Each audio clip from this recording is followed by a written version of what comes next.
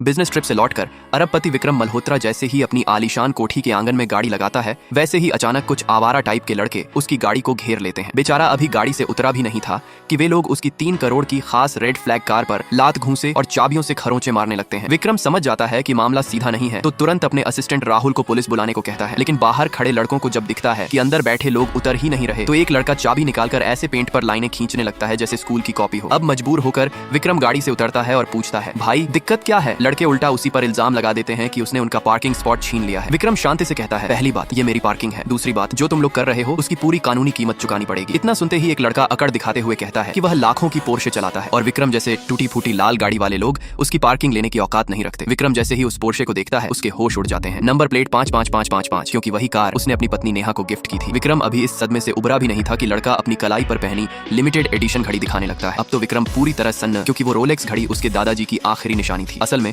वो लड़का रोहन था, नेहा का रखा हुआ सीक्रेट बॉयफ्रेंड। नेहा ने न सिर्फ उसे महंगी कारें दी थी, बल्कि लालच में आकर अपने पति के दादाजी की वो बेशकीमती घड़ी भी उसे थमा दी थी। रोहन को ये भी नहीं पता था कि नेहा पहले से शादीशुदा है और उसकी सारी ऐशो आराम की जड़ खुद विक्रम है। वो तो उल्टा विक्रम के सामने अपनी रिच गर्लफ्रेंड पर शेखी बघारने लगा। हद तो तब हो गई जब उसने नेहा के साथ अपनी नजदीकी फोटो निकाल कर दिखा दी। अब रोहन और ज्यादा उछल पड़ा और विक्रम से बोला कि या तो 10 बार जमीन पर सिर टेके और 1 लाख रुपए दे, नहीं तो अंजाम बुरा होगा। तभी मौके पर सिक्योरिटी आ जाती है। रोहन तुरंत पलटी मारता है और कहता है कि विक्रम ने पहले हाथ उठाया। विक्रम आराम से बोलता है, भाई कैमरे लगे हैं, सच छुप नहीं सकता। जांच होती है और साफ हो जाता है कि विक्रम ही पीड़ित है। रोहन फिर अपनी गर्लफ्रेंड की पहुंच दिखाने की कोशिश करता है, लेकिन आखिरकार उसे नुकसान भरपाई माननी पड़ती है। मामला शांत होता दिखता है, लेकिन जैसे ही सिक्योरिटी जाती है रोहन तुरंत नेहा को फोन करके रोना शुरू कर देता है। वो कहता है कि किसी ने उसकी पर्सनल पार्किंग छीन ली और लाल गाड़ी वाला आदमी बदतमीजी कर रहा है। नेहा पहले घबरा जाती है, लेकिन जैसे